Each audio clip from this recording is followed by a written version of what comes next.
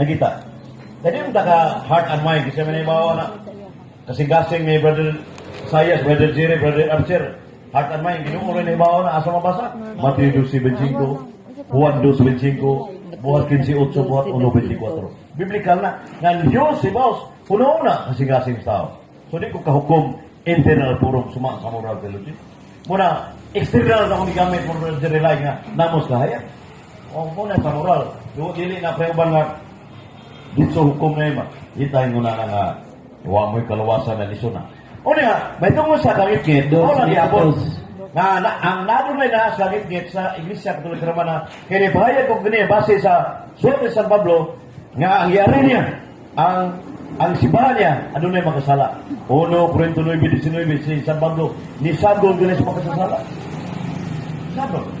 Sabi ko niya, ang yari ni Cristo makasasala. Inang ma-repeat naman yung teksto ng Brother Jerry Lai, Matthew 9:13, 1 Timoteo 1:15, si Muribatal, nga ang yari ni Cristo makasasala. Nya imo mang ipasangil kanina, yung bayad sa first affirmative speech na makasasala, hindi siya katulika. Nga naa ang mga dili matarong, mga padungon. Sato mo may garis Ginoo. Sato pasabot ay nawa mo reyes Ginoo. Pero nilaban kung gamay ganini mo nga parte na mo'y kaya. Nahayagan ang sikat sibog na kaya. So man yung mga kaigsunan, isip negative side nga kining kuan ba? Ang pahayag argumento ni Brother Jerry Laig yayar sa mga personal interpretation sa Biblia, opinion, pero partly sa moral theology ang mga gilantugian ano. Nindot kay lahi ni sumang doktrina, oratorio, trinity, uman pa diya lahi ning kuan kining address na ima changes usaban na to sa pagkatao. Nindot na kay usaba wa may nagtumong sige taglantugi na mga matay ni mo di mo magdaog ng mga kinsunan. Matubang ng Senyor. Una nga, naay kabuutan, naay kadoktrina, maparugid.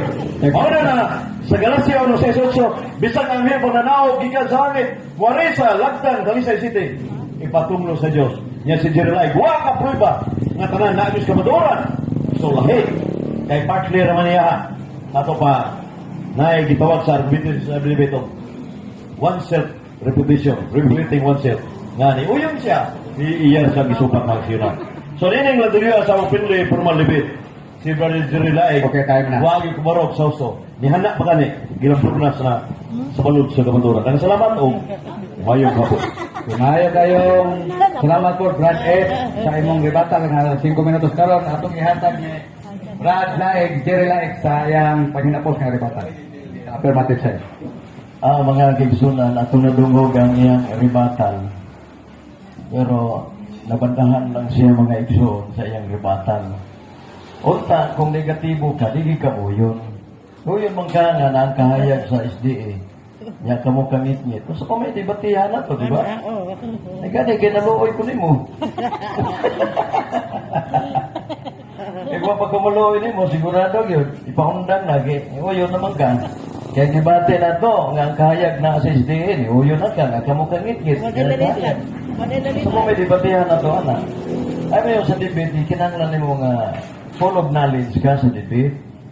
Dili kay magsalit ka tingog ni mo. Di mo na pwede, mga kigsunan. Kinanglan, makibaw ka, ay pag-uyon nga naamis kahayag. Supatog yan. Oo. Nagtuog ka nga, kamo gigianin ni Kristo. Kapilang rin mo anis Kristo. Kasara, gatong mga tao nga gingit-ngitan sa una, nagkaroon, sige lang diya po mo gangit-ngit. Ay, yan. Ha?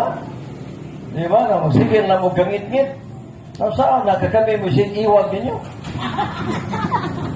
Kaya kami magtaas kaya, kaya kami iwag ninyo. Kakao yan na. Oo, di ba? Yan ko na biya siya. Kami magkiksunan, yan ko na siya. Dili man ko na, kung sa debate, di kita siya mangkon.